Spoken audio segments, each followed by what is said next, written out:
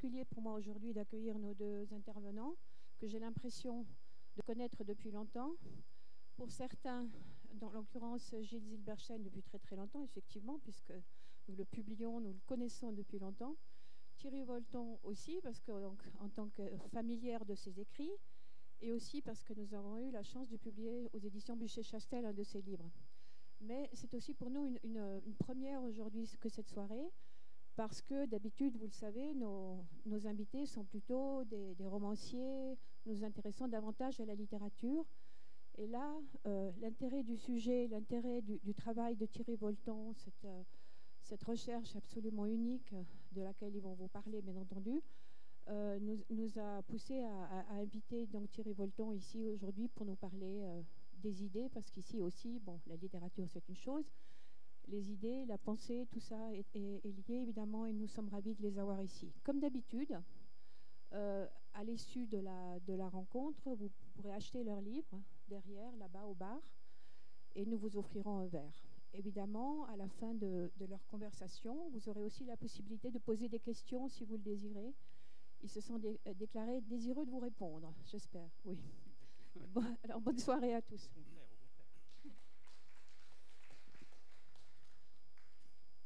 Cher Thierry, voilà, si j'ai bien compté, 36 ans que nous nous connaissons, 36 ans que nous nous sommes rencontrés à l'enseigne de la pensée russe, qui était à l'époque un forum de la diaspora russe à Paris, et qui accueillait les plumes aussi bien d'exilés politiques et littéraires que celles de personnes qui, à l'intérieur de l'Union soviétique, osaient remettre en cause l'ordre des choses.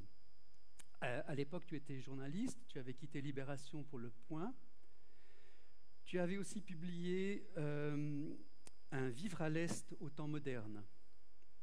Également, avec Christian Yellen, tu étais l'auteur d'un ouvrage qui s'appelait Occident des dissidents, qui donnait la mesure des effarantes conditions d'existence de l'homme de l'Est, un homme que tu ne réduisais pas à l'Europe de l'Est précisément, aux habitants du bloc de l'Est, mais que tu étendais aux Cambodgiens, aux Vietnamiens, aux Chinois.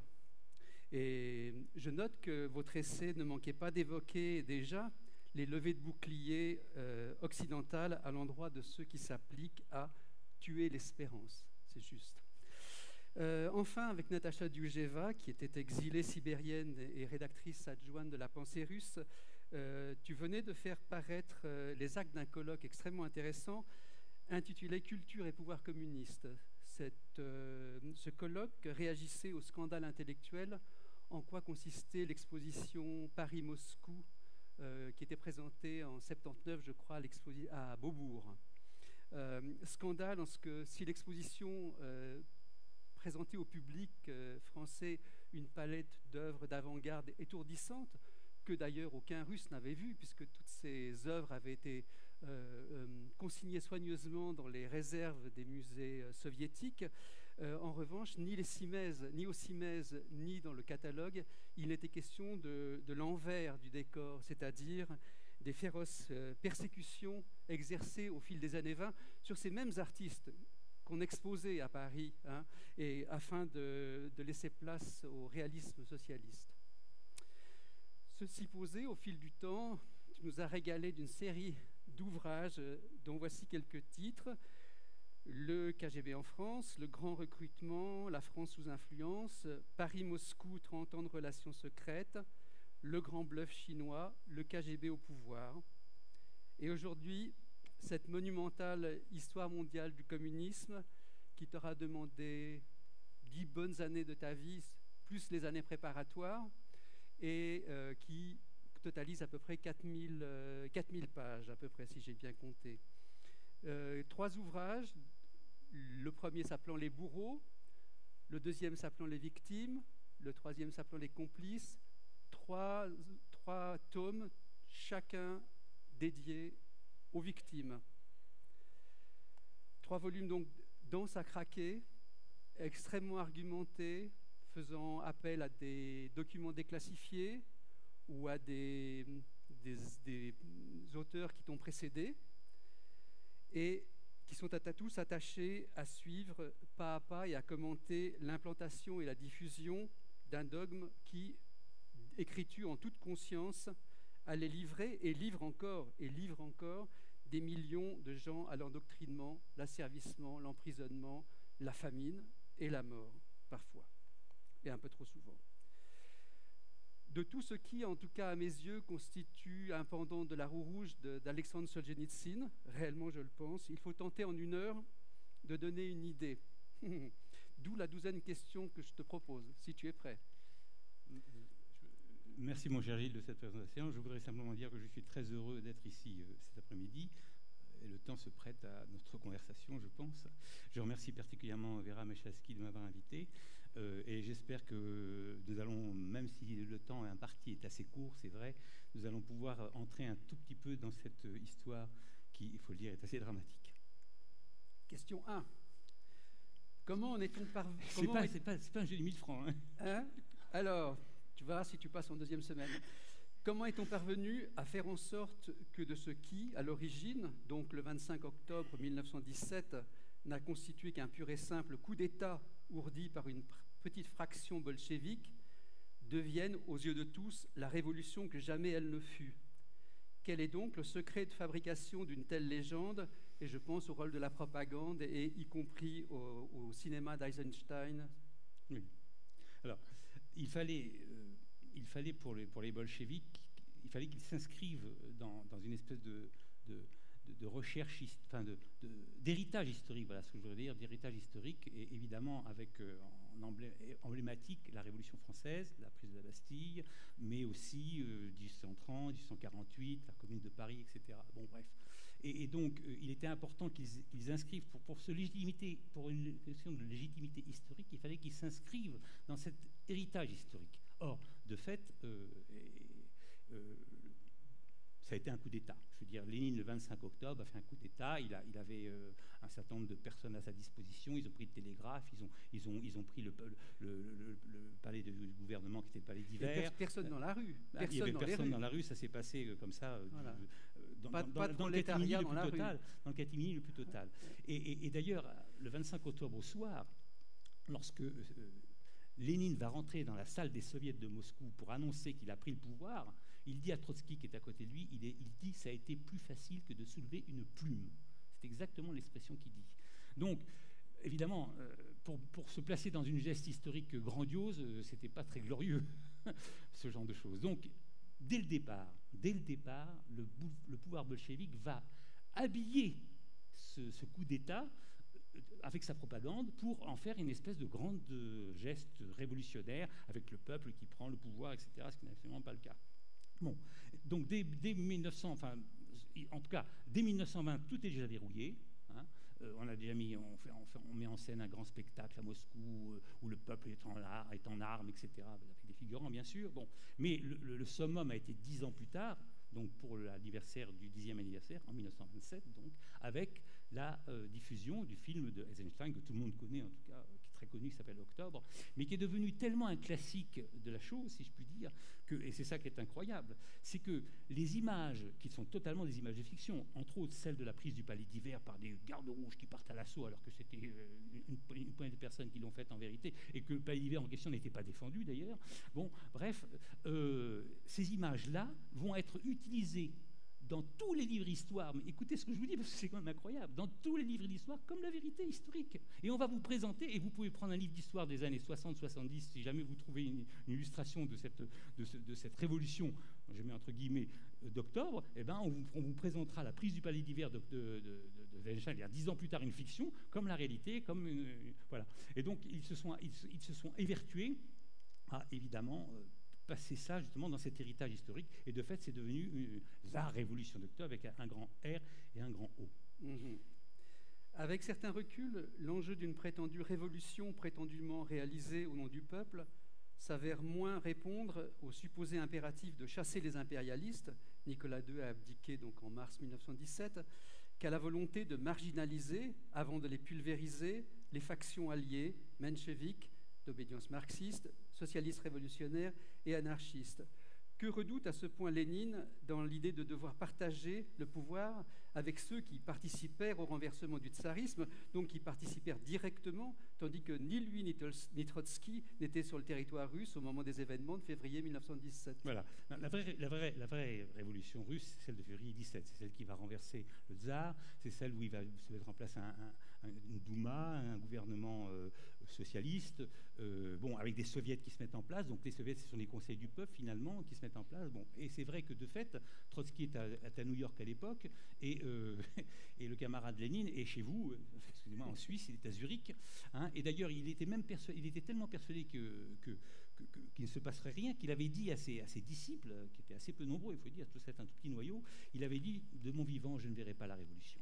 Et c'était ce qu'il pensait. Bon. Et puis arrive ce bonheur incroyable pour lui, cette révolution de février 17, le départ du tsar, et donc il arrive à Petrograd en fin mars 1917, donc bien après la bataille, si je puis dire. Hein. Et là, fin avril, il passe d'ailleurs, petite parenthèse, pour venir de Zurich à Petrograd, il faut passer à travers l'Allemagne. L'Allemagne était à ce moment-là en guerre avec les Français et les Anglais d'un côté et avec les Russes de l'autre côté, et donc il fallait un espèce de gentleman agreement, en tout cas entre lui et les Allemands. Alors c'est la fameuse légende du wagon plan B, ça n'existe pas le wagon plan B, mais de fait il a traversé l'Allemagne sans qu'on le touche, sans problème. Et le Kaiser avait été très malin. Pourquoi il l'a fait? Parce qu'il s'est dit, je vais introduire le virus bolchevique dans la Russie, et ça a très bien marché d'ailleurs, de fait, puisque le virus bolchevique va faire éclater la Russie, et que finalement la Russie, comme vous le savez, va faire une paix séparée avec l'Allemagne, ce qui va permettre quand même à l'Allemagne de reporter la plupart de ses forces sur le front occidental, même s'ils n'ont pas gagné, ça a quand même aidé à retarder la guerre. Bon, bref, Lénine était tellement persuadé qu'il n'y aurait pas de révolution qu'il arrive après la bataille, et que tout de suite, comme ils étaient très organisés, les bolcheviks étaient très organisés, et ils avaient beaucoup d'argent des Allemands, justement. Ça, on le sait très peu. Les Allemands finançaient la Pravda, qui existait déjà, et finalement a financé tout le parti bolchevique à partir de la révolution de février 17. Donc, il arrive à Petrograd, et il va mettre ses hommes à noyauter les soviets qui se mettent en place. Hein. Et pourquoi il fait le coup d'État d'octobre? Et c'est ça qui est intéressant. Pourquoi il fait le coup d'État d'octobre? Parce que juste avant ont eu lieu des élections de la constituante. Comme vous le savez, une constituante, c'est fait pour faire une constitution. Hein, de la constituante. Et dans cette élection de la constituante, les bolcheviks n'ont même pas 30% des voix. Les principaux, ce sont les socialistes révolutionnaires, particulièrement, et les mencheviks. Donc, et ça, il se dit, c'est foutu, quoi. Je veux dire, moi... Mais c'est foutu quoi? C'est-à-dire, qu'est-ce qui est foutu dans son idéologie? Parce qu'il ne pense que lui... Parce qu'il est absolument convaincu que lui seul est capable de faire une véritable révolution marxiste.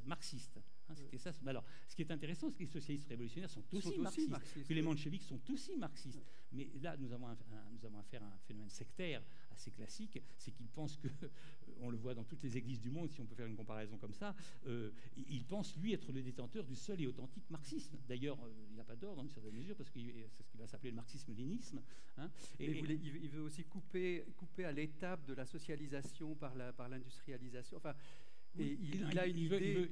Oui, parce que tu as raison de le dire, Gilles, excuse-moi. Il faut préciser que les autres étaient des marxistes, mais bien sûr, aussi révolutionnaires d'ailleurs que les bolcheviks, soyons clairs, mais il pensait qu'il fallait passer que la Russie était, de fait, ce qui est vrai, était assez arriérée économiquement, donc il fallait passer à une étape de révolution bourgeoise, si vous voulez. Ce qui est la théorie marxiste. Bien sûr, et qu'à partir de ce moment-là, on pourrait faire une révolution socialiste. Lui, il dit pas question, il faut directement passer à la révolution socialiste, et de fait, c'est pour ça qu'il les détestait particulièrement. Et donc, il va prendre le pouvoir, il va s'arranger pour prendre le pouvoir, grâce surtout au noyautage d'ailleurs des soviets. Et petite précision, parce qu'on ne le sait pas trop, mais la fameuse assemblée constituante devait se réunir, et ça c'était prévu avant le coup d'État d'octobre. Donc c'est aussi une des raisons pour lesquelles il fait le coup d'État. Cette assemblée constituante devait se réunir le 6 janvier 1918. Oui. Elle se réunit effectivement le 6 janvier 1918. Elle est immédiatement dispersée par les gardes rouges. Les gens sont en partie arrêtés et c'est terminé, plus de constituante. On ne s'est souvent plus à opposer au monstre que fut Staline, un Lénine idéologue, doctrinaire, mais supposément proche du peuple et plutôt bon enfant. Pourtant, ces 5 années de suprématie vont être marquées par la militarisation de l'économie, la censure généralisée, l'élimination des élites intellectuelles et l'extermination de masse accomplie à coups d'arrestations arbitraires, de tortures, de procès truqués, d'exécutions sommaires, de déportations, de réquisitions, de récoltes et de famines à grande échelle. Derrière les opérations cosmétiques visant à disculper un bolchevisme qui serait victime de déviation, quel homme était Lénine pour être ainsi déterminé à user, dès la première heure, et tu insistes vraiment beaucoup dans ton livre, d'une terreur sans merci? Oui, ça, parce que c'est vrai que c'est intéressant, l'historiographie telle que... Enfin, je ne suis pas le seul à le dire, hein, soyons clairs, mais tel qu'il est resté dans les esprits souvent, effectivement, finalement, c'était une bonne chose, la révolution c'était pas mal, mais c'est à cause du camarade Staline qui était un malade, paranoïaque, etc. Et que donc, c'est pour tout ça à dévier. Bon, ça ne marche pas du tout, parce qu'en vérité, Staline n'a fait que mettre en musique ce que Lénine a prévu. C'est Lénine de mettre à penser absolue du système.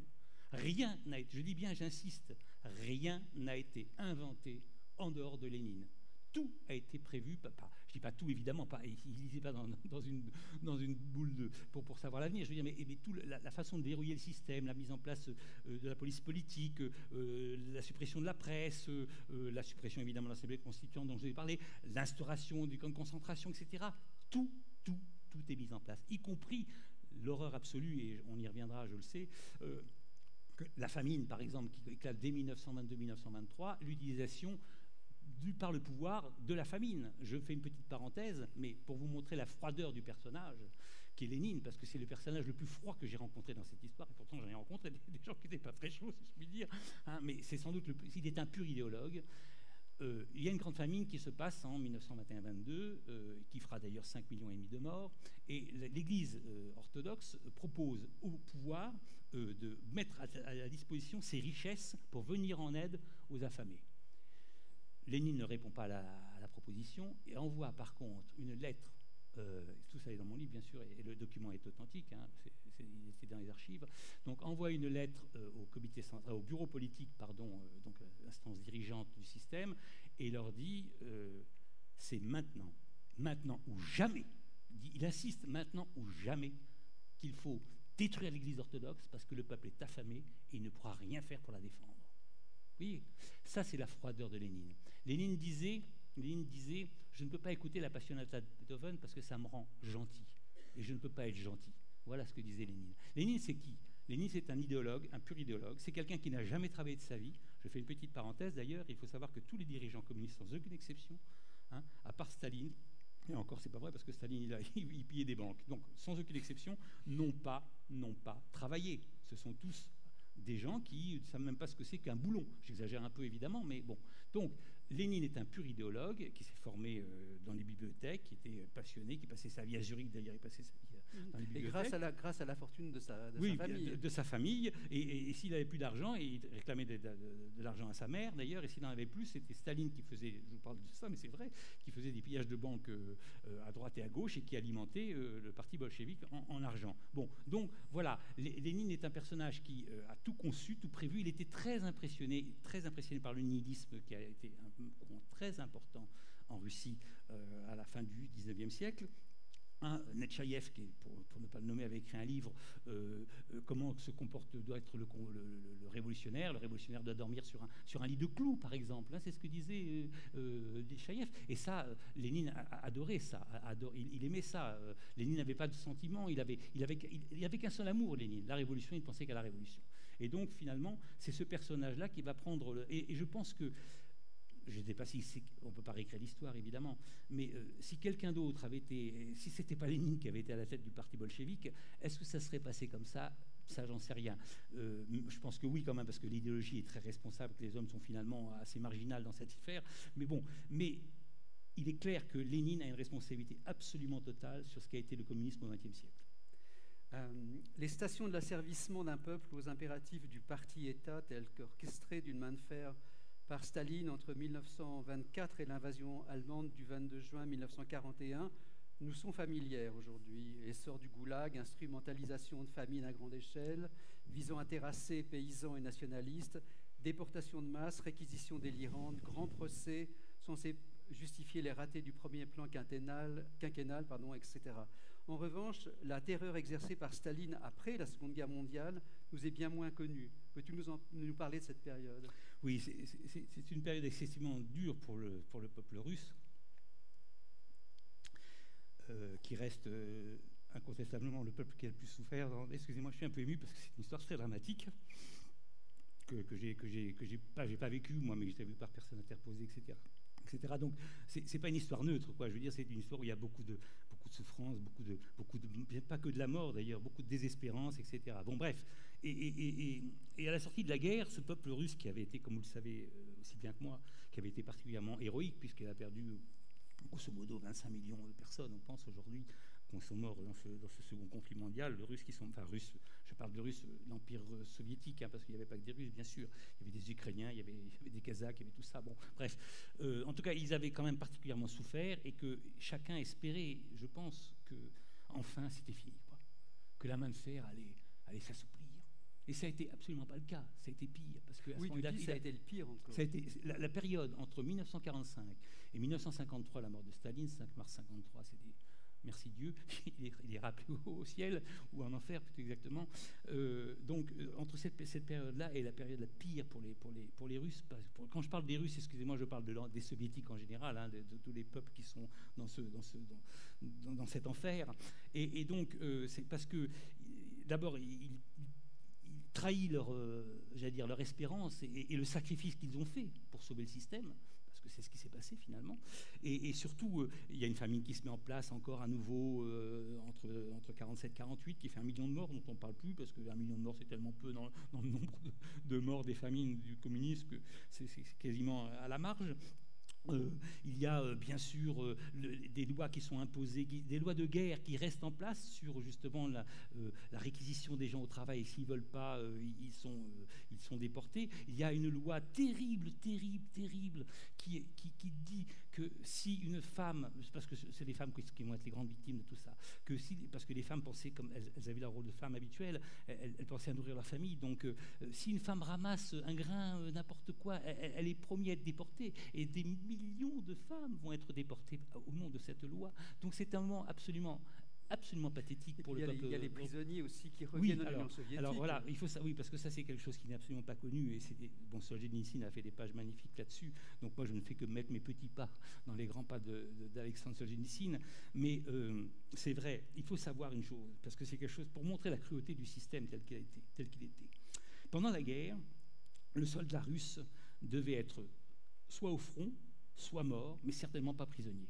Il n'avait pas le droit d'être prisonnier. D'accord ? Un soldat prisonnier n'existe pas pour le système soviétique, à tel point qu'il n'existe pas que les soldats russes qui ont été pris par les Allemands, et il y en a eu plus de 2,5 millions qui ont été faits prisonniers par les Allemands, étaient les seuls soldats de la Seconde Guerre mondiale à ne recevoir aucune aide de leur gouvernement. Parce que vous savez qu'il y a des lois qui existent, dont la Croix-Rouge, bien suisse, a mis en place, qui obligent en temps de conflit que des prisonniers politiques des prisonniers de guerre, reçoivent de leur pays des colis, du courrier, etc., etc. Bon, bref. Les soldats soviétiques ont été les seuls à ne pas recevoir d'aide, ce qui fait qu'ils sont morts en très grand nombre dans ces camps de concentration, dans ces camps de prisonniers allemands, parce que les Allemands ne les nourrissaient pas tout simplement, qu'ils n'avaient pas de colis qui pouvaient éventuellement subvenir à leurs besoins. Donc il y en a à peu près 1,5 million qui sont morts de faim. Ceux qui ont survécu, si je puis dire, ils ont été forcément libérés au moment où les armées alliées sont arrivées. Ils ont été ramenés en Russie. Qu'est-ce que vous croyez, qu'on les a accueillis comme des héros? Pas du tout, ils ont tous été finis au goulag. Ils sont tous morts au goulag. Voilà, c'est un drame, c'est un des drames de cette période qui est effectivement très peu connu. Très peu connu, d'autant plus, je fais une petite parenthèse, Gilles, excuse-moi, très peu connu, d'autant plus que c'est l'époque où la Russie est dans son rayonnement international le plus grand. Tout le monde à Stalingrad. C'est grâce à Stalingrad que la guerre a été connue. Et cette propagande, elle rentre dans les esprits, repris par toutes les caisses de résonance des partis communistes, etc. Tout le monde, c'est grâce à l'Armée rouge. Il y a un sondage qui est fait, par exemple, en France, à cette époque-là, qui dit... qui a gagné la guerre? Qui est le vainqueur de la guerre? L'Union soviétique à 70%. C'est-à-dire, on oublie complètement les Anglais qui ont été en guerre depuis le début, il y a la bataille d'Angleterre, etc. Et on oublie bien sûr l'aide américaine. L'aide américaine sans laquelle, soit dit en passant, l'Armée rouge n'aurait pas gagné. Parce que s'il n'y avait pas eu le pré-bail américain, l'Armée rouge n'aurait pas pu faire, en tout cas, cette guerre contre les Allemands à partir du moment où il y a eu l'affrontement. Donc le pré-bail américain a été excessivement important et a donné énormément d'argent, de matériel aux soviétiques. Bon, donc, mais ce drame, cette période terrible dont on parle là, entre 1945 et 1953, elle passe complètement à l'as de l'intérêt du monde entier parce que l'aura de l'Union soviétique est à ce moment-là gigantesque. Dès octobre 1917, Lénine perçoit dans l'internalisation de la prétendue révolution le gage de la survie du bolchevisme en Union soviétique, d'où les efforts visant à embraser les voisins, la Berlin des spartakistes en automne 1918, la Budapest de Béla Kun au printemps 1919, la Bulgarie de Georgi Dimitrov au printemps 1923. Autant d'échecs retentissants qui bientôt vont décider Staline à prôner le socialisme dans un seul pays. Quel contexte va le décider à partir à la conquête du monde? Alors, d'abord, il faut savoir, c'est vrai que le projet marxiste-léniniste est un projet mondial. Hein. De ce côté-là, il y a une certaine ressemblance avec l'islamisme, je dois dire. Petite parenthèse. C'est-à-dire que le monde est promis aux communistes, parce que c'est la state suprême de l'humanité, et donc le monde doit être promis aux communistes. Donc dès le départ, dès 1919 en tout cas, ils mettent en place une internationale communiste, hein, avec l'instauration dans différents partis de sections locales de l'internationale communiste en France, en Suisse, en Italie, etc. etc. Bon, bref. Malheureusement, les tentatives de révolution qui ont lieu, particulièrement en Allemagne, qui est très important parce que l'Allemagne est le verrou de l'Europe, c'est encore vrai aujourd'hui d'ailleurs, donc particulièrement important pour le projet révolutionnaire bolchevique, échoue. Et donc, à partir de 1922-23, c'est terminé. On peut déjà plus penser à une révolution. Mais c'est aussi très important pour Lénine parce qu'il y a un moment donné où la prétendue révolution patine complètement et embraser les restes de l'Europe, c'est peut-être sauver cette révolution qui, à un moment donné, on ne lui donnerait pas bien cher. Non, bien sûr, je suis d'accord, et tu as raison de le rappeler. Bien sûr, étendre la révolution, c'est aussi un moyen de sauver le système, parce que le système, dès le départ, va très mal. Hein. Ouais. Alors, ça va un tout petit peu mieux à partir du moment où, en 1921, il introduit la NEP, la nouvelle économie politique, c'est-à-dire il repermet l'artisanat, il repermet du commerce, etc. Mais c'est 21, ça, donc, mais dans les 4 premières années, c'est une catastrophe absolue, d'ailleurs. Ça mène à la famine dont je parlais tout à l'heure. Hein. Donc, j'ai oublié ce qu'on est en train de dire. Non, alors, bon, voilà, on en est là. Donc, Staline réalisant la chose. Voilà, oui, excuse-moi. Donc, le projet révolutionnaire, finalement, échoue.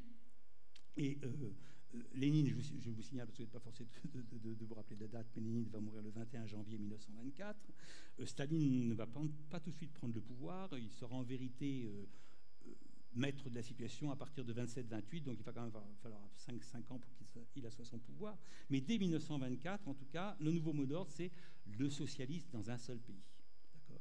Ce qui fait que toutes les sections locales des partis communistes, bien l'internationale communiste, les Français, les Suisses, etc., vont avoir pour obligation non plus de faire la révolution chez eux, mais de venir en aide par leurs moyens à la patrie du socialisme, qui doit rester le bijou. Bon.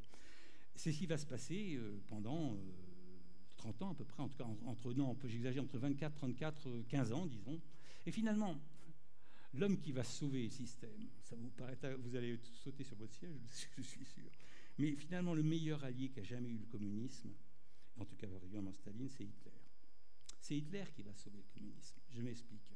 Parce que face à ce danger hitlérien, qui est réel, excusez-moi, j'ai un problème avec cette oreillette qui fonctionne mal.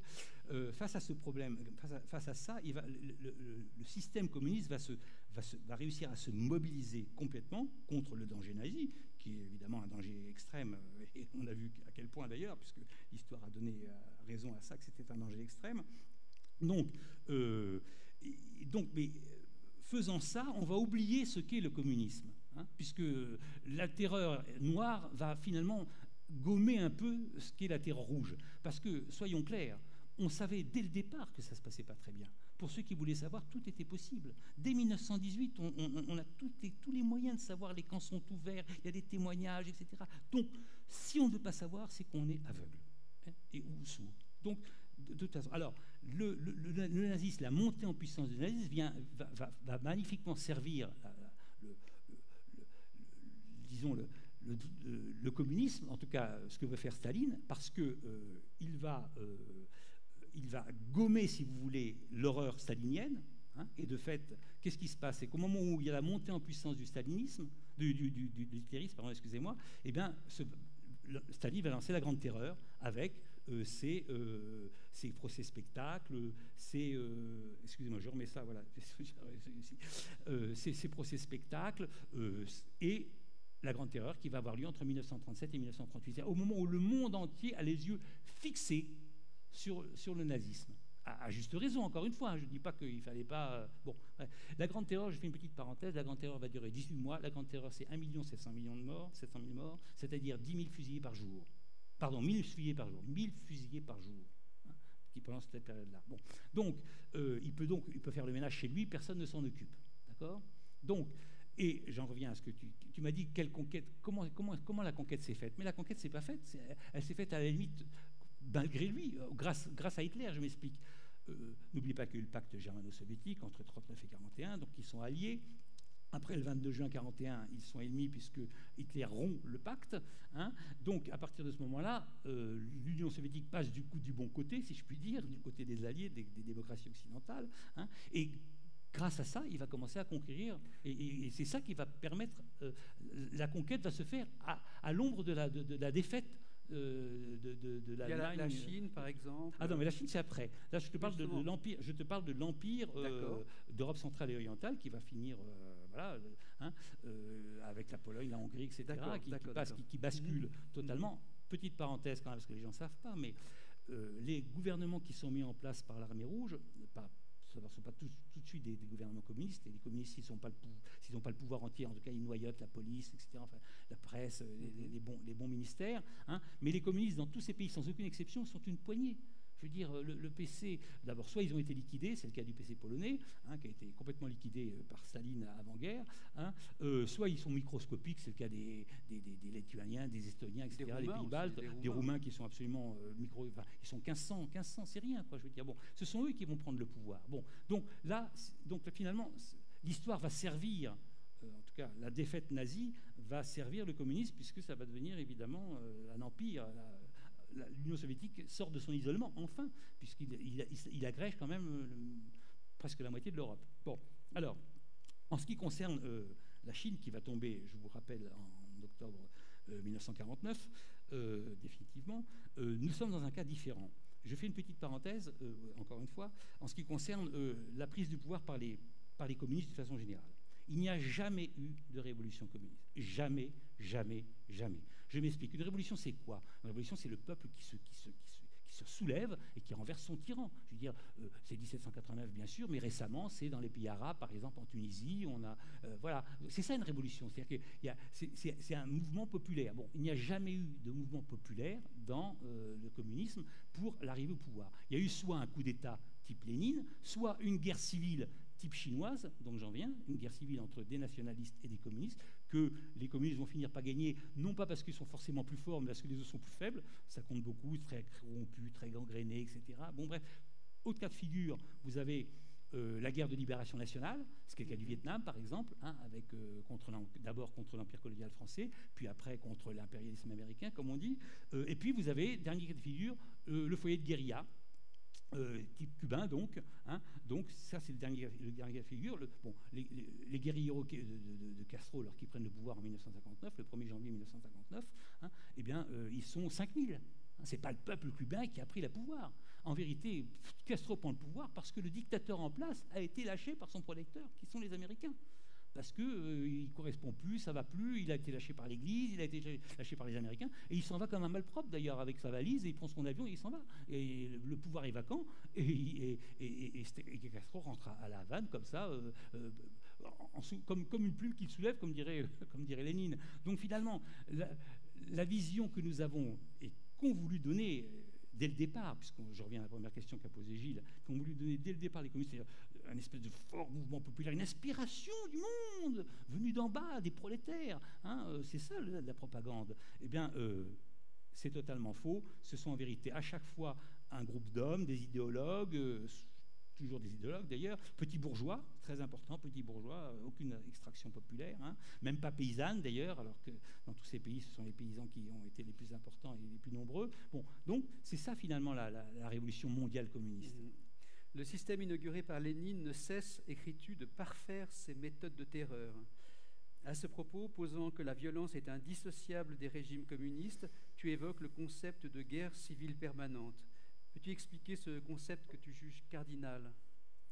Ben oui, parce que si on observe bien l'histoire,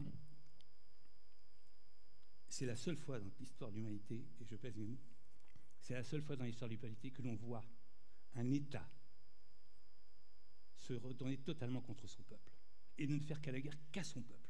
Et c'est exactement ce qui s'est passé dans tous les pays communistes.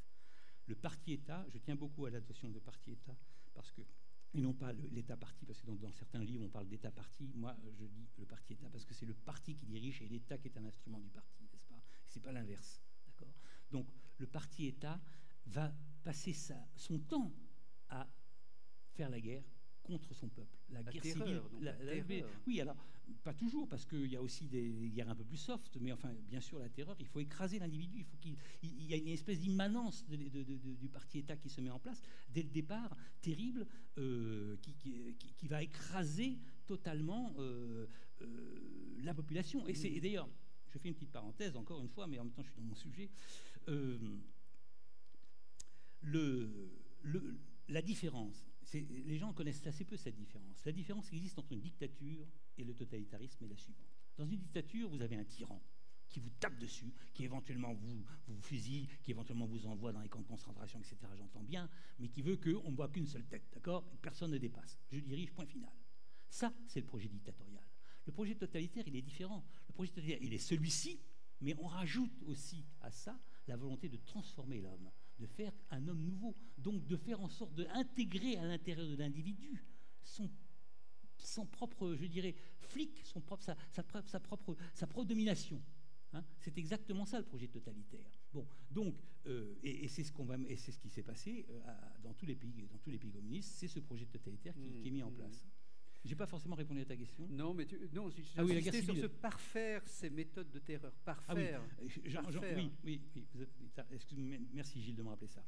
J'ai une image que j'utilise souvent parce qu'on la comprend bien, je pense. Le communisme, c'est l'inverse de la machine à café. Dans une machine à café, vous mettez du café, vous mettez de l'eau, vous avez un expresso. Vous mettez de l'eau, vous commencez à avoir de la lavasse. Vous remettez de l'eau, ça devient n'importe quoi, d'accord? Le communisme, c'est tout à fait l'inverse. C'est que vous mettez des hommes au départ, et plus vous avez dans le temps, plus vous avancez dans le temps, plus c'est concentré, plus c'est sanglant. Je m'explique. Il est incontestable que la Russie stalinienne, l'Union soviétique stalinienne a été plus terrible, même si elle a été terrible dès le départ, de l'Union soviétique de Lénine. Il est incontestable que le maoïsme a été pire que le stalinisme. Il est incontestable, parce que ça finit en apothéose, que les Khmers rouges ont été pires que les maoïstes. Donc, plus ça va, plus on avance dans le temps, plus on a finalement un extrait fort, si je puis dire, du communisme. Puisque dans les Khmers rouges, qu'on connaît assez mal malheureusement, et ils n'ont été que 4 ans au pouvoir, heureusement pour les Cambodgiens, en 4 ans ils ont quand même liquidé un tiers de leur population, c'est comme si on avait liquidé 20 millions de Français en 4 ans, pour vous donner une idée. Excusez-moi, je ne connais pas le nom de la population suisse, donc je ne peux pas vous dire, mais je connais la population française. Les Khmers rouges ont mis en place un système de contrôle social absolu, on y reviendra sans doute un peu tout à l'heure, mais dont ont toujours rêvé les dirigeants communistes, mais eux, ils ont été...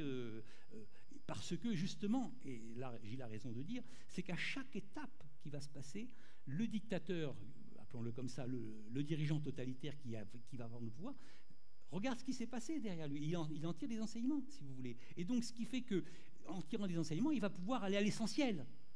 Et les Khmers rouges ont été à l'essentiel. Qu'est-ce que font les Khmers rouges quand ils arrivent au pouvoir?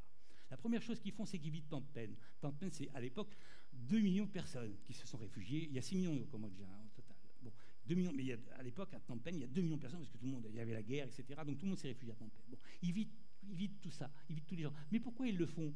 Ils le font tout simplement parce que si vous déracinez les gens de leur lieu, de ce qu'ils sont, si vous séparez les familles, parce qu'on sépare les familles, on met les hommes d'un côté, les femmes de l'autre, les enfants du troisième côté, etc., l'homme devient totalement tétanisé. Il est dépendant de celui qui va lui donner un ordre. Il devient un enfant, mais pire qu'un enfant, un aveugle, un infirme.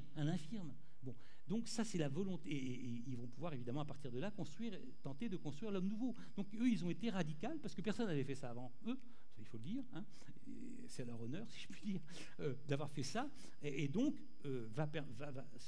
cette méthode extrême, qui est la dernière, puisqu'après, il n'y en aura pas d'autres, cette méthode extrême qui est la dernière, profite de ce qui s'est passé avant, parce que Pol Pot, qui est dirigeant Khmer Rouge de l'époque, Pol Pot a été en Chine, il a vécu en Chine avant, il a vu la révolution culturelle, il a vu ce qui se passait, il a vu la terreur des jeunes contre les vieux, etc. etc. Il a dit, oh, c'est excellent, ça, moi je vais employer des jeunes. Pour vous donner un ordre d'idée, le petit soldat rouge, le petit Khmer Rouge, qui va rentrer dans Phnom Penh le 17 avril 1975, son âge moyen est de 14 ans.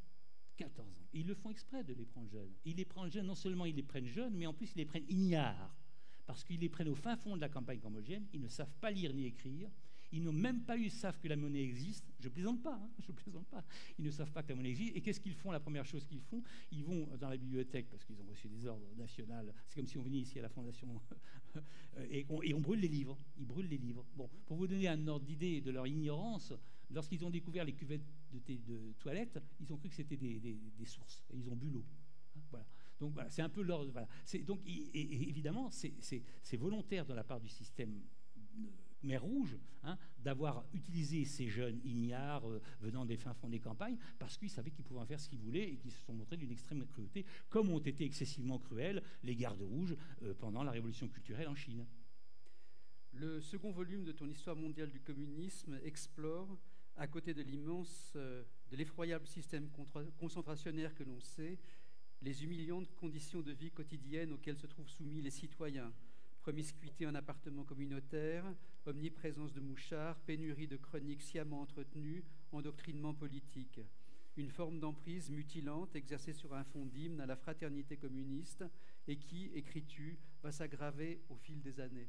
Oui, bien sûr, parce que tout ça participe du même projet. Tout à l'heure, je vous parlais du projet de l'homme nouveau. Et pour construire un homme nouveau, il faut le contrôler de A à Z, de sa naissance à sa mort. Donc on va le faire vivre dans les appartements communautaires, de façon à ce que tout le monde puisse se surveiller. Hein, ça, c'est très important. Il y a toujours un mouchard dans un appartement communautaire. Hein. Donc, on va évidemment en faire un jeune pionnier, un jeune jeunesse communiste, etc. Hein. Bon, dans l'école, évidemment, on va lui apprendre à lire, mais pour qu'il puisse lire les slogans. D'ailleurs, ce que disait, c'est une petite parenthèse encore, mais je suis toujours dans mon sujet.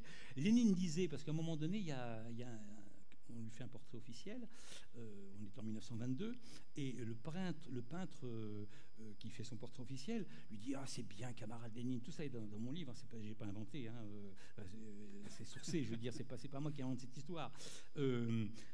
C'est bien, camarade Lénine, tu donnes à lire au peuple, tu vas donner à lire au peuple, c'est bien. Et vous savez ce que répond Lénine? Mais moi, je ne le fais pas pour qu'il puisse lire, je fais pour qu'il puisse comprendre les slogans que je vais donner.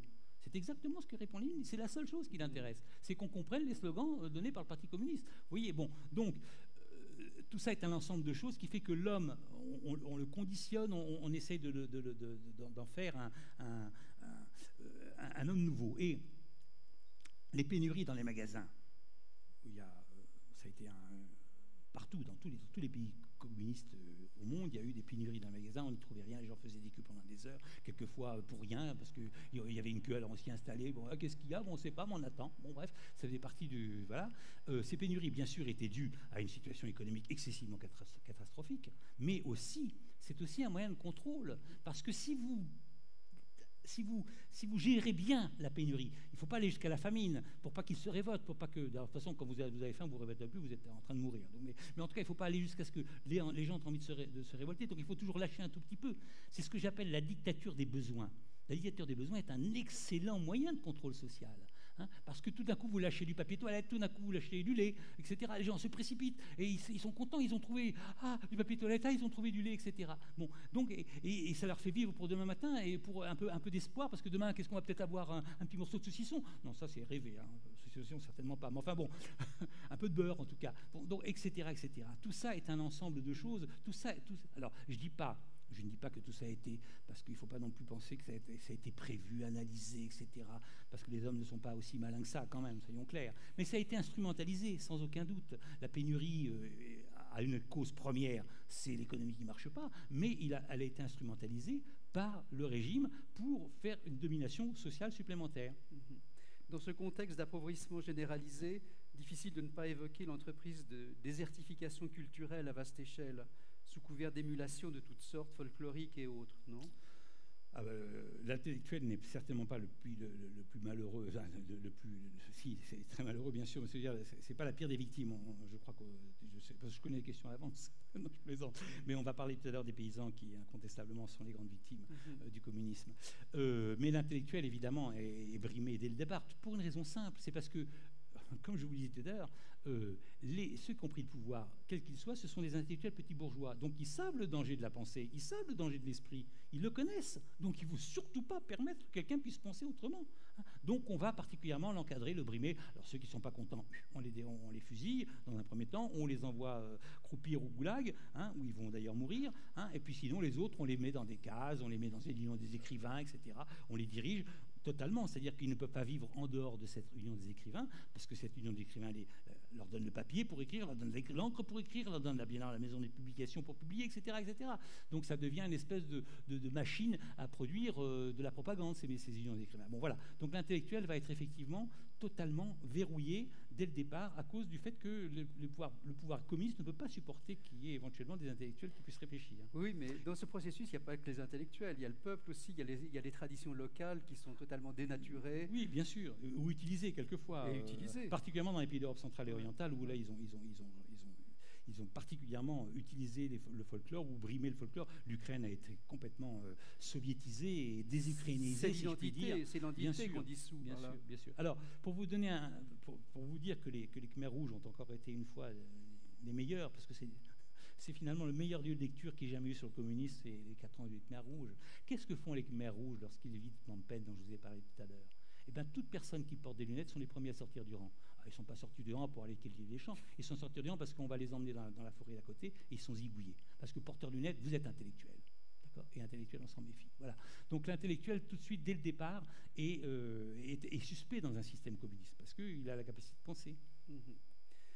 La justification suprême du communisme était la création d'un homme nouveau au sein d'une société égalitaire. En définitive, ce que cette idéologie, servie par un appareil répressif d'une férocité sans égale, sera surtout parvenu à créer et à faire proliférer, c'est moins cet homme fraternel que l'arriviste, obsédé par les avantages et privilèges, au point de totalement s'identifier au régime. Comment est-on arrivé là? Donc la nomenclature, c'est bien sûr, oui, parce qu'il y avait des gens qui profitaient du système, soyons clairs. Il y a des gens il y avait des magasins spéciaux, il y avait des sanatorios spéciaux, il y avait des lieux de vigilature, etc., des voitures, bien sûr. Bon, bref, tout ça, c'était bien sûr. Et finalement, c'est une des grandes tromperies de l'histoire, je dirais. C'est même assez pathétique de penser à ça. C'est que je dirais que le système communiste a été, malgré ce qu'on pense trivialement, si je puis dire, a été sans doute le système le plus inégalitaire qui n'ait jamais existé. Et vous savez pourquoi? Pas parce qu'il y avait la nomenclatura, pas parce qu'il y avait des gens qui vivaient bien, qui avaient des belles maisons et d'autres qui... Parce que ça, on le voit partout, dans toutes les dictatures, ça existe, donc c'est pas très, très, très différent dans une certaine mesure. Mais il est particulièrement inégal parce que celui qui a le pouvoir, et le pouvoir fait tout dans ces pays-là, il a le droit de vie et de mort sur l'autre. Donc, il n'y a pas plus précieux que la vie. Nous sommes d'accord. Donc, si vous avez la capacité de supprimer à la personne qui ne vous plaît pas, pour multiples raisons, ce qu'il y a de plus précieux en lui, c'est bien la preuve que nous sommes dans un système d'inégalité extrême.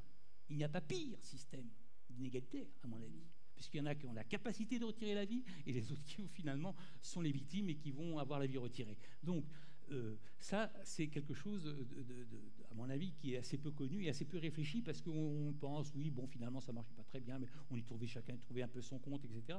Mais celui qui était le membre du parti, mais ce dont je vous parle, ça va du bureau politique au chef de rayon, ça s'appelait rayon en Union soviétique, les cantons, etc., comme chez vous, bon, ou les communes. Hein. Donc voilà, ça va. Et donc le pouvoir, il est là, parce que le pouvoir dans un système totalitaire, c'est tout. Si tu as le pouvoir, tu as tout, tu as l'argent, tu as bien sûr l'argent, tu as les biens, mais tu as aussi la capacité de tuer l'autre. Ouais. Mais il y a quand même aussi un système d'élévateur qui est fascinant. Ah, bien sûr. Bah, il faut bien que le système vive quand même, oui. Et une espérance de monter dans... Bon. Et d'ailleurs, on assiste, c'est très intéressant, parce que on a quand même des statistiques sur les membres des partis, etc. Tout ça a été analysé par des historiens depuis longue date, et surtout depuis la chute du système, en tout cas en Europe. On assiste, c'est marrant, parce que plus on avance dans le temps, moins évidemment les gens qui viennent comme on a liquidé les intellectuels, et puis finalement ceux qui commencent à réfléchir trop, etc., ceux qui restent, excusez-moi, c'est les gens qui ne sont pas très intelligents, pas très cultivés, etc. Et de fait, plus le système, je parle du système soviétique particulièrement, plus le système va avancer dans le temps, plus il va devenir d'une médiocrité extrême, et ça va finir évidemment par Brejnev, par exemple, hein, avec comme tout le monde va se souvenir, ces médailles couvertes sur la poitrine, son prix, ses 25 prix de Lénine de littérature alors qu'il n'a pas écrit une ligne, etc., etc. Bon, voilà, la plus grande médiocrité, si je puis dire. Hein. Bon, donc c'est ça finalement ce qui va se passer. Et une des raisons, c'est pas la raison principale, mais une des raisons qui intervient parmi les multiples raisons qui permettent de comprendre l'effondrement du système, c'est aussi cette médiocrité qui finalement étouffe le système, parce que les gens deviennent non seulement ils sont médiocres, mais ils sont même plus capables de réfléchir, et puis ils se contentent d'obéir, et puis personne n'obéit vraiment. Enfin bon, voilà. J'en viens à la paysannerie qui apparaît comme la grande victime du communisme, tout pays confondu. Pour quelle raison? Pourquoi c'est une raison simple, parce que le paysan, c'est l'obstacle principal au socialisme. Parce que le paysan s'est attaché à sa terre, le paysan, il aime sa terre, et puis il s'en fout de la révolution socialiste, le principal, c'est bon, bref. Le paysan, c'est le plus terreux, si je puis dire. Et ce qui est terrible, c'est que ce drame paysan, qui est le plus grand drame de l'histoire du XXe siècle, parce que le nombre de victimes paysannes s'élève en dizaines de millions, hein, en plusieurs dizaines de millions. Et pour une raison simple, et je vais parler des famines là dans 2 minutes. Mais ce qui est terrible, c'est que cette extermination, je dis bien cette extermination du paysan indépendant, qu'on retrouve dans l'ensemble des pays communistes, à l'exception de quelques-uns, parce que, par exemple, la Pologne, où ça a été un peu différent pour d'autres raisons, bon, peu importe, enfin, dans l'ensemble des pays communistes, est passé totalement inaperçu. Quand on pense à la répression, quand on pense au drame du communisme en général, si on y pense, on pense à l'intellectuel, on pense à tout ça, mais c'est rien à côté du paysan. Pourquoi? Je me suis posé la question. Pourquoi le paysan, finalement, qui est la grande victime du communisme, tout le monde s'en fout? Eh bien parce que le paysan, c'est exactement ce que je vous disais tout à l'heure, le paysan, c'est pas moderne, le paysan c'est arriéré, le paysan c'est un conservateur, le paysan c'est un pauvre type. Hein, c'est ça finalement. Mais réfléchissez dans vos têtes, je vous assure que on a chacun un peu cette idée en nous, parce que la modernité c'est pas ça, la modernité c'est l'industrie, la modernité, à l'époque je vous parle d'avant, maintenant c'est pas l'industrie, mais enfin bon, donc c'est pas le paysan en tout cas. La modernité, l'avenir ce n'est pas le paysan, d'accord, même si c'est lui qui nous nourrit. Hein, bon, donc ce drame de la paysannerie, immense drame, partout, je veux dire, particulièrement en Russie et en Chine, hein, de la paysannerie est passé totalement inaperçu. Et les dizaines de millions de morts de paysans sont passés à la lettre à la poste, comme une lettre à la poste dans l'histoire du XXe siècle. Alors comment ça s'est passé, cette extermination? Tous les pays, enfin pas tous, mais une grande partie des pays communistes, la Russie, la Chine, la Corée, le Vietnam, l'Angola, il ne faut pas l'oublier, l'Éthiopie bien sûr, le Mozambique, j'en ai oublié, la Hongrie, il y a eu aussi un petit peu. Bon bref, il y a eu des famines. Hein. Alors ces famines ont quelquefois, même assez souvent, eu des causes soit économiques, soit climatiques. Bon, mais à chaque fois, ces famines sont instrumentalisées par le pouvoir. À chaque fois, sont instrumentalisées. Tout à l'heure, je vous ai parlé de Lénine qui écrit au bureau politique en disant c'est maintenant ou jamais qu'il faut liquider l'Église orthodoxe, mais Staline va faire la même chose. Lorsque la famine va se déclarer en Ukraine, il va boucler la région ukrainienne, hein, et les gens vont mourir sur place. Hein, 6 millions de personnes vont mourir. On est en 1932-33. Qui en parle? Qui en parle? Non, il y a des gens qui en parlent, parce qu'il y a quand même des témoignages. Mais qui s'y intéresse? Qui s'y intéresse? quasiment personne dans le monde. Hein. Bon, la famine en Chine, grand bond en avant, nous sommes année 1959-1962. Hein. 35 à 50 millions de morts, d'accord? Parce qu'on n'a pas les chiffres exacts. Mais hypothèse base, 35 millions, hypothèse haute, 50 millions de morts. Les famines communistes, et c'est le seul chiffre que je donne dans mon livre, parce que j'estime que c'est très compliqué de donner des chiffres pour de multiples raisons. D'abord parce que donner un chiffre est quelque chose d'abstrait. Comme je le dis souvent, 10 morts, on les voit, 100 morts, on les voit, 1000 morts, on les imagine, mais 10 000 morts, ça devient une abstraction. Alors quand vous êtes dans les millions, ça devient une abstraction totale. Donc vous ne voyez pas, or chaque être humain est mort tout seul. Hein. On s'en fout qu'ils aient été 10 millions ou 100 millions ou 300 millions. Hein. Celui qui meurt, il est tout seul.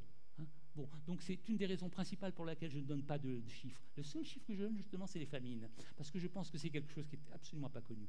Si on additionne toutes les famines communistes du XXe siècle, celle dont je vous ai parlé, on arrive à peu près, en hypothèse basse, à 50 millions, en hypothèse haute, à 70 millions de morts. C'est-à-dire que, quel que soit le chiffre qu'on choisisse, les famines communistes ont fait plus de morts que les 2 guerres mondiales réunies. Après ce qui vient d'être dit, qu'est-ce qui nous fait encore trop souvent hésiter à envisager l'aventure du communisme sous son aspect le plus réel et le plus cru? C'est ici sans doute qu'il te faut nous dire quelques mots des complices auxquels tu consacres le 3e et dernier volume de ce cycle formidablement interpellant. Oui, les complices que je suis en train d'écrire paraîtra, le 3e volume, qui sera malheureusement de cette grosseur aussi, paraîtra donc normalement en septembre, je crois, 17. Mais ce n'est pas uniquement les complices qui ont permis, qui ont fait cet attachement, cette espèce d'élan. Vous savez, je réfléchis beaucoup parce que ce qui est intéressant, quand on travaille sur un sujet comme ça, même si ça fait des années que, bien sûr, que je travaille sur ces livres-là, ça fait une dizaine d'années, bien sûr, mais j'ai quand même presque 40 ans de connaissance du système. Donc, tout ça a nourri, évidemment, considérablement ma pensée. Évidemment, quand on approfondit un sujet, on est obligé de se poser des questions. Pourquoi, comment, etc. Je peux pas... À chaque fois, ces livres sont un récit, avant toute chose, mais à ce récit, j'ajoute toute ma réflexion, tout ce que j'ai compris, tous les pourquoi, les comment, etc. Donc j'essaye à chaque fois d'expliquer qu'est-ce qui s'est passé. Et mon interrogation à moi, à l'heure qu'il est, parce que je suis effectivement en train d'écrire Les Complices, c'est que comment ça se fait que ce système, qui est incontestablement à l'heure qu'il est où je parle, je ne dis pas que l'homme n'inventera pas pire plus tard, il en est capable bien sûr, mais qui est incontestablement le système qui a été le plus cruel et le plus criminogène de toute l'histoire de l'humanité, il n'y a absolument pas de doute là-dessus. Hein, et ça sera, alors aujourd'hui on a encore du mal à le reconnaître, mais dans 3 siècles, je vous assure que ça sera du pis-aller de le reconnaître. Hein. Bon bref, comment ça se fait que ce système a bénéficié d'une telle immunité? Alors bien sûr, il y a l'idéologie, bien sûr, il y a les compagnons de route, bien sûr, il y a les partis communistes qui ont joué les caisses de résonance, bien sûr, il y a la propagande, etc. C'est pas suffisant.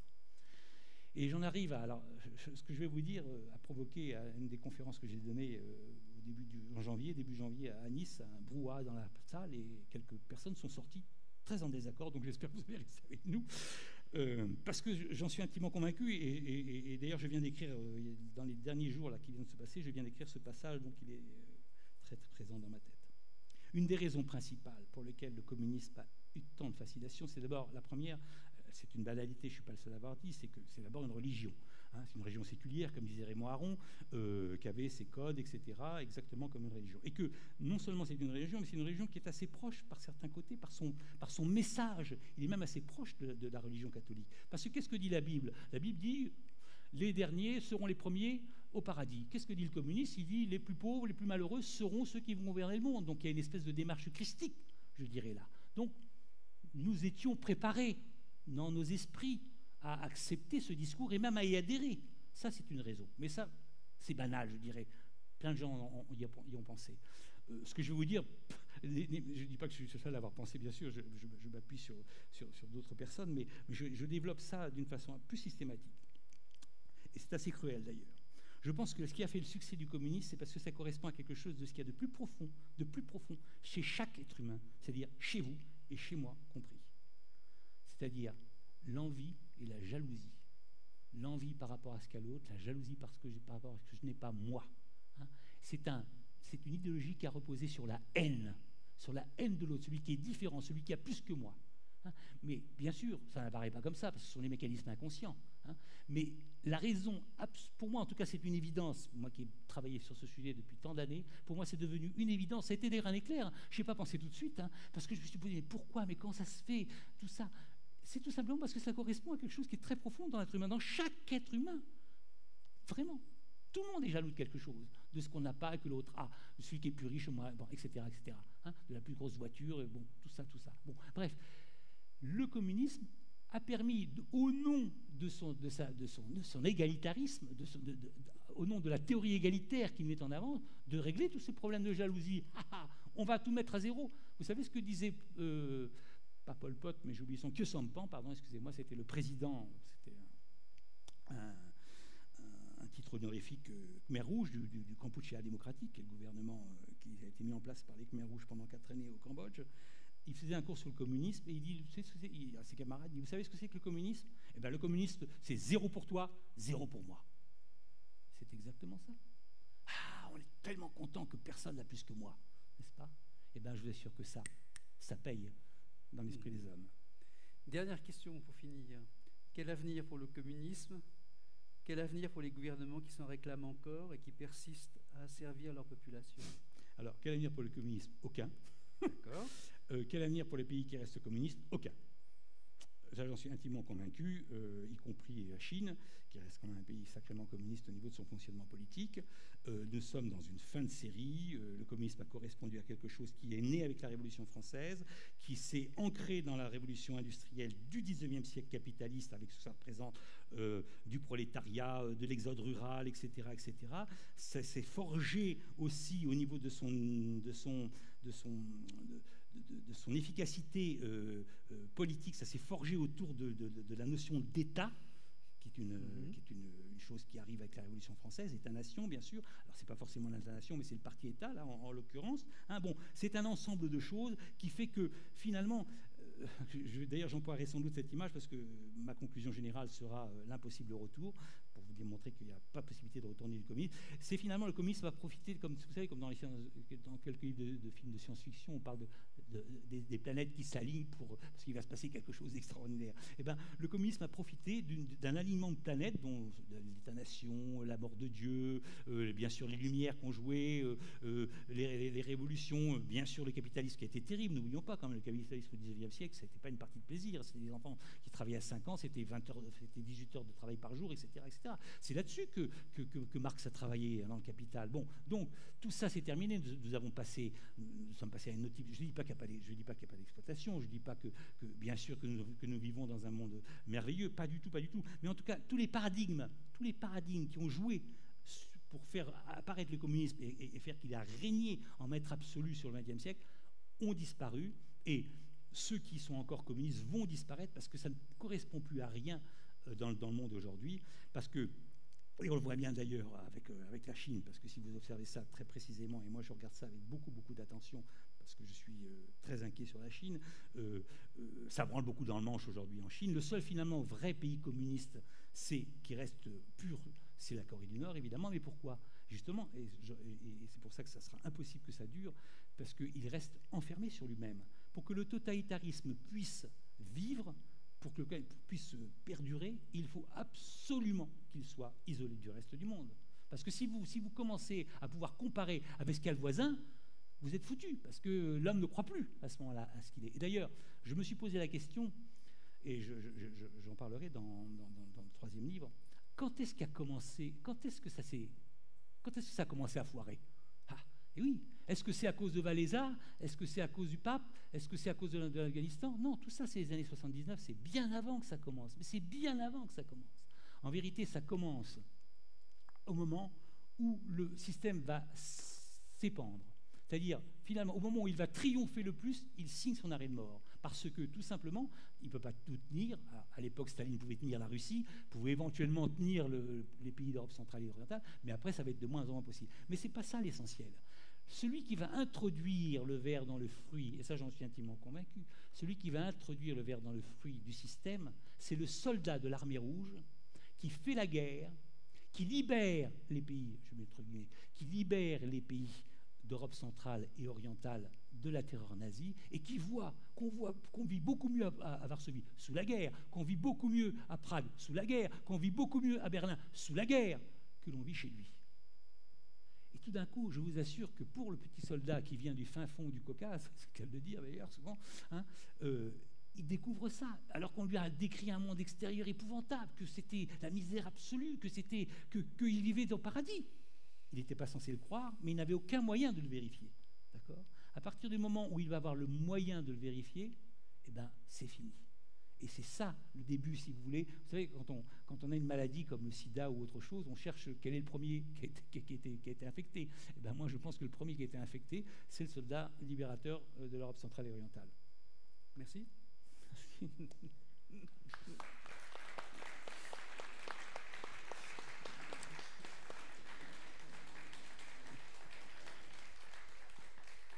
Oui, vous avez compris, bien sûr, que je suis assez possédé, je ne pourrais pas le faire autrement, je ne pourrais pas vous le cacher, je suis assez possédé par mon sujet, vous avez compris, bien sûr. Alors, je vous explique quand même un tout petit peu pourquoi, parce qu'il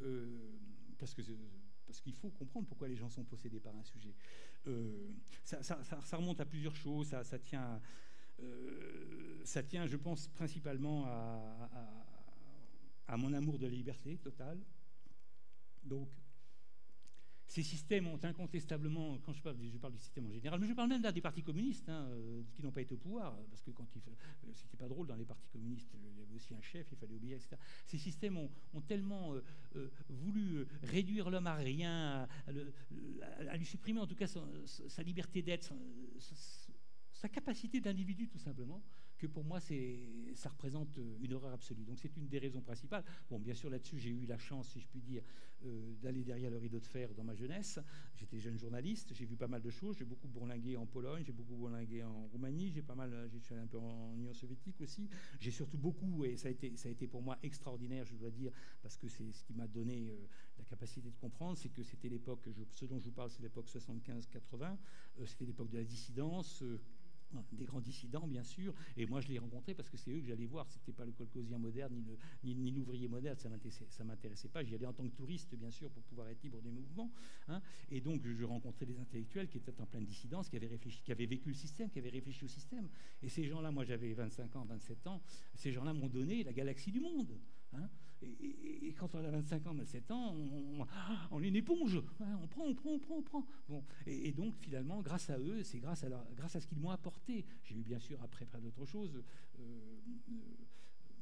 Gilles a eu la gentillesse de parler d'un livre que j'ai fait avec une personne qui s'appelle Natacha Loujeva, qui a été au demeurant ma femme, qui est disparue depuis, mais qui était une jeune russe qui avait émigré et qui avait connu, pour vous dire que là, je vivais le drame dans sa chair même, si je puis dire. C'est que cette personne-là, Natacha, avait été née à Norilsk. Norilsk est une ville qui est au-delà du cercle polaire, hein, qui existe toujours, qui a été construit par les prisonniers politiques sous Staline, d'accord. Ses parents y étaient en relégation, c'est-à-dire qu'ils avaient fait leur période de camp et ils n'avaient pas le droit d'ailleurs dehors du camp. Enfin, ils étaient hors du camp, mais ils n'étaient plus dans le camp, mais ils n'avaient pas le droit de quitter la zone du camp. Bon, bref, hein, et donc elle a vécu là pendant les 7 premières années de sa vie à Norilsk, qui fait moins 50 l'hiver, 25 degrés l'été. La végétation est comme ça parce que rien ne pousse. Bon, donc cette personne-là a beaucoup appris, évidemment, par son expérience, et puis surtout parce qu'elle a milité à l'époque, je l'ai connue à Paris, et elle militait avec les dissidents soviétiques, et ces gens-là m'apportaient extraordinairement. Donc tout ça, c'est ma vie finalement. Alors c'est une évidence pour moi d'avoir fait ce livre. D'ailleurs, c'est véritablement... C'était une... Alors bon, mon problème, c'est pourquoi j'ai tardé tant, parce que je crois qu'il fallait que j'attende d'être mûr, si je puis dire, parce que c'est un travail gigantesque. C'est vrai, vous savez, 10 ans de travail, c'est long, hein, surtout quand on y travaille tous les jours, hein. Donc il fallait attendre que ça mature dans mon esprit. Mais ce que je trouve incroyable, et pour moi c'est une interrogation que je n'ai pas résolue d'ailleurs, je dois dire, c'est comment ça se fait que personne n'a fait avant moi. Comment ça se fait? Mais comment ça se fait? Alors j'espère qu'il y en a des dizaines derrière qui vont venir, parce que moi je ne fais que découvrir la partie. Il y a du travail pour des centaines d'historiens et pour des centaines d'années, si je puis dire. Bon, j'espère qu'il y a des questions. Monsieur.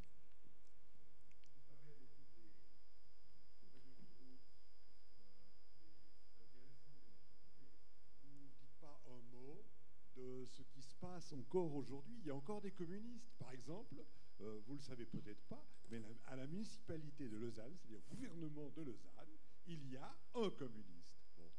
Comment pouvez-vous expliquer que en France, il y a Laurent, il y en a d'autres, bien entendu, mais qui subsistent après tout ce que vous dites, après tout ce que vous savez, après tout cela, qu'il y ait encore des mastodontes. Des mastodontes, oui.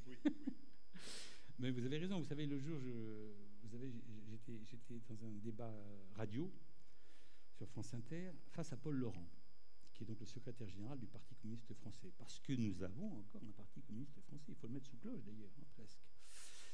Et je lui disais, mais comment vous pouvez... Alors, excusez-moi. Ce qui était intéressant, c'est que Paul Laurent ne niait pas ça. Il ne niait pas. Il ne niait pas les camps de concentration, il ne niait pas éventuellement les familles. Non. Ils ne pouvaient pas. D'ailleurs, ils ne peuvent plus nier maintenant, c'est fini. Non. Le seul moyen qu'ils ont de se défendre, c'est de dire, mais c'était pas le communisme. C'était incroyable. Et il n'a pas arrêté pendant... L'émission dure 50 minutes. Il n'a pas arrêté pendant 50 minutes. Mais non, c'est pas le communisme. Vous verrez, nous allons faire le vrai communisme. Alors je dis, mais attends, monsieur, je veux dire, quelles que soient les circonstances historiques, quelle que soit la culture du pays, la géographie du pays, partout où le système s'est installé, ça a donné à partout, sans aucune exception, les mêmes résultats. Donc pourquoi vous avez... D'où vient votre prétention ? Mais là, il était incapable de me répondre, évidemment. Il fallait qu'il se raccroche à son idéal, sinon il se mettait une balle dans la tête, le pauvre Pierre Laurent.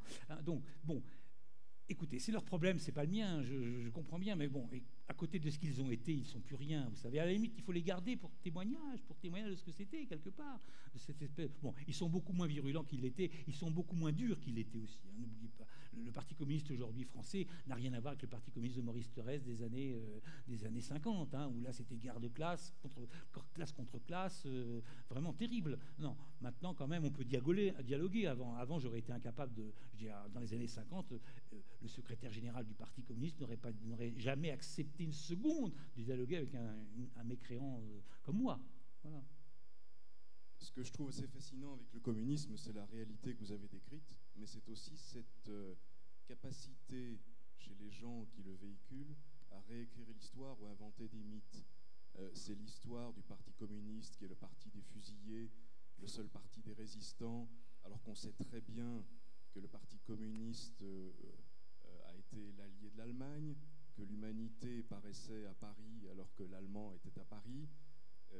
Autre mythe, c'est celui selon lequel le nazisme serait intrinsèquement mauvais et que le communisme serait au fond une idée généreuse qui aurait dérapé, voilà, dont la conclusion aurait été un peu malheureuse. Autre mythe, c'est celui qui a été véhiculé en mai 68 ou qui a gangréné toutes les universités françaises pendant longtemps, selon lequel c'était le seul garde-fou contre une forme de capitalisme, etc. D'où vient cette capacité, cette propension à réécrire l'histoire ? Comment tant d'intellectuels, de gens des médias, etc., ont pu, d'après vous, cautionner cette réécriture d'un mythe ? C'est très compliqué, parce que là, vous êtes au cœur du sujet de mon 3e livre, évidemment, parce qu'il faut essayer de comprendre tout ça, donc je ne peux pas répondre en 2 minutes. Mais c'est vrai, vous avez raison. Vous savez, à un moment donné, dans le livre, dans celui-ci qui est déjà écrit, je parle de l'anneau de Gygès. Vous savez ce que c'est que l'anneau de Gygès ? C'est un mythe antique où celui qui met l'anneau de Gygès devient invisible. Hein ? Le communisme, c'est l'anneau de Gygès. C'est-à-dire que les crimes du communisme deviennent invisibles.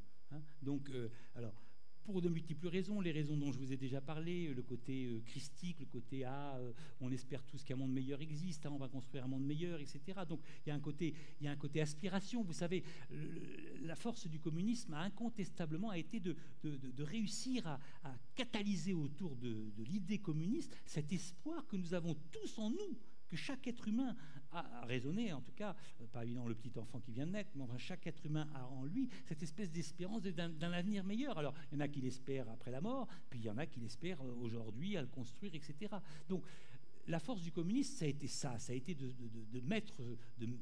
prendre ses habits et de s'en vêtir. Et personne ne lui revendique ses habits à sa place, hein, depuis qu'il existe, en tout cas depuis le début du XXe siècle, hein, depuis qu'il existe en tant que parti, en tant que force idéologique opérante, pas en tant qu'idée. Hein. Donc je pense que c'est un peu ça. Les intellectuels, pourquoi les intellectuels ont été les grands complices, je parle des intellectuels occidentaux, alors qu'ils étaient en train de de se faire liquider les pauvres intellectuels à l'Est, les autres étaient des grands complices. Tout simplement parce que c'est incroyable, encore une fois, c'est un malentendu gigantesque. C'est que, compte tenu du fait que les dirigeants communistes étaient tous des intellectuels petits bourgeois, il y avait une identification de l'intellectuel occidental par rapport à ces gens-là. C'est-à-dire que le communisme permettait de réaliser, c'est le rêve de l'intellectuel depuis la nuit des temps, c'est-à-dire d'être soit le conseiller du prince, soit d'être l'acteur principal de l'histoire. C'est le communisme le permettait, parce que ceux qui étaient en train de faire la révolution, c'était tous des intellectuels, même s'ils liquidaient les autres intellectuels qui n'étaient pas communistes. Bon, donc le communisme a donné aux intellectuels la possibilité réelle, en tout cas ils le pensaient, de pouvoir enfin, depuis Platon, réaliser ce rêve, d'être au centre du monde, tout simplement. Hein. Bon, voilà, c'est une des raisons principales pour lesquelles les communistes ont tant attiré les intellectuels. Bon, il y a plein d'autres raisons aussi, bien sûr, et votre question, malheureusement, demanderait beaucoup plus de développement, mais en tout cas, partiellement, voilà ce que je peux vous dire.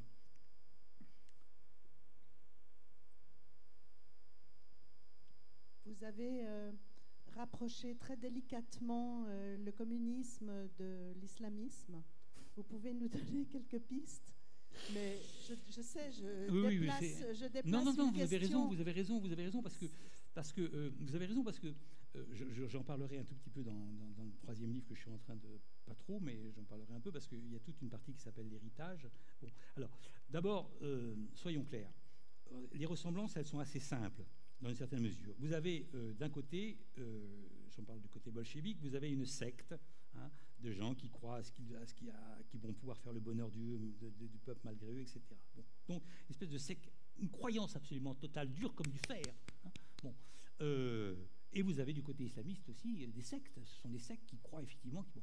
Vous avez du côté communiste un projet mondial, puisqu'il était prévu que le communisme ne serait véritablement triomphant qu'à l'échelle mondiale. Du côté islamique, vous avez un projet mondial. L'islamisme viendra lorsque le monde entier sera musulman. Hein. Bon. Mais vous avez autre chose aussi.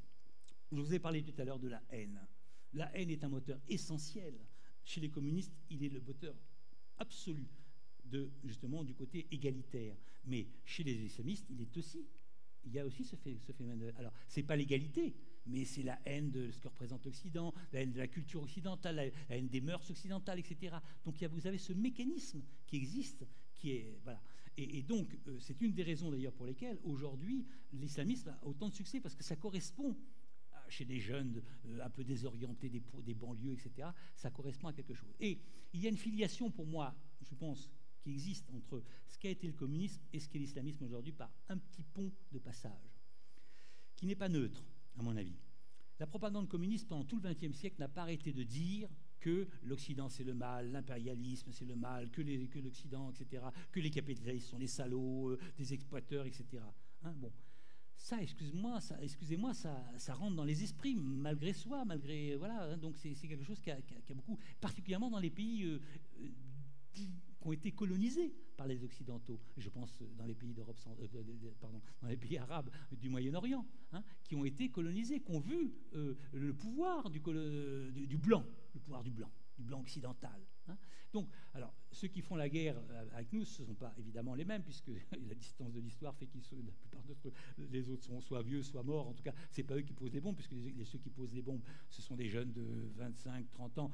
C'est les Khmers rouges d'aujourd'hui, si je puis dire. Hein. C'est les jeunes révolutionnaires de la révolution culturelle, un peu grosso modo, avec cette espèce de fanatisme, etc. Mais ils sont l'héritier de ça. Autre chose encore, parce qu'on sait très peu, c'est que ces pays arabes ont connu le colonialisme et que lorsqu'ils se sont libérés, si je puis dire, du colonialisme, ils ont adopté souvent, je pense par exemple à l'Égypte, je pense bien sûr à la Syrie, je pense à l'Irak, hein, ils ont adopté des gouvernements de type, je dirais, républicain, fort, puissant, hein, avec Saddam Hussein, etc., Assad et tout ça, bon, et laïcs, très important. Le côté laïque était très important dans leur démarche pour se libérer du colonialisme. Bon, et bien, tout ça, ceux qui ont vécu ces régimes-là, qui étaient des régimes haïssables, hein, des dictatures sanglantes, hein, bon, et ben, pour eux, il y a eu une identification qui n'est pas forcément automatique, j'entends bien, mais qui en tout cas se fait inconsciemment entre justement ce modèle de dictature laïque, républicaine, je dirais, hein, pour simplifier les choses, et l'Occident. Et donc, ceux qui ont été brimés, on a été brimés par eux, donc il faut qu'on se venge de ça. Ce qu'il faut savoir, c'est que dans ces pays-là, je pense particulièrement à l'Égypte, à l'Irak et à la Syrie, les mosquées ont souvent été les seuls lieux où l'on pouvait respirer un tout petit peu, où l'on pouvait se parler, tout simplement. Hein. Donc, alors il y en a qui en ont profité pour faire leur prosélytisme, sûrement. Donc, il y a forcément des filiations, d'autant plus que n'oublions pas que ces pays dont j'ai parlé, Syrie, Irak, Égypte, qui était le grand allié de ces pays-là? L'Union soviétique.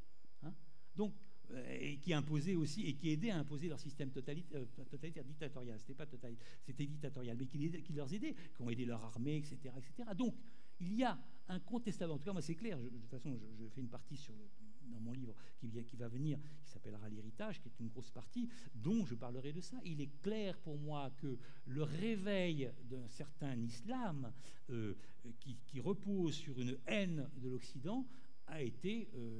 en tout cas, la mèche a été allumée par ces régimes dictatoriaux soutenus par l'Union soviétique qui n'arrêtaient pas de dire que l'impérialisme, etc., c'était des méchants et tout ça. Voilà. Je ne sais pas si j'ai répondu à votre question, mais...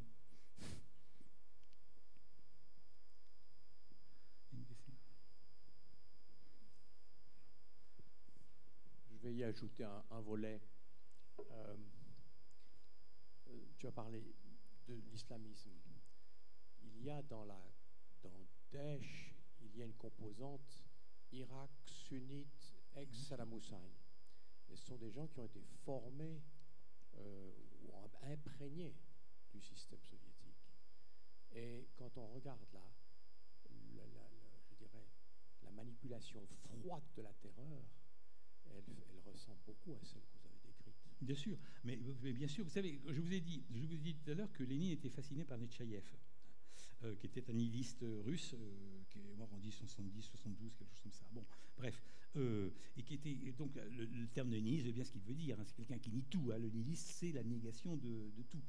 Donc là, et je pense qu'effectivement, il y a une espèce de filiation entre le nihilisme Nechaïev, le bolchevisme léniniste et le système communiste d'une façon générale, et évidemment, aujourd'hui, l'islamisme. C'est-à-dire, finalement, on est dans une espèce de...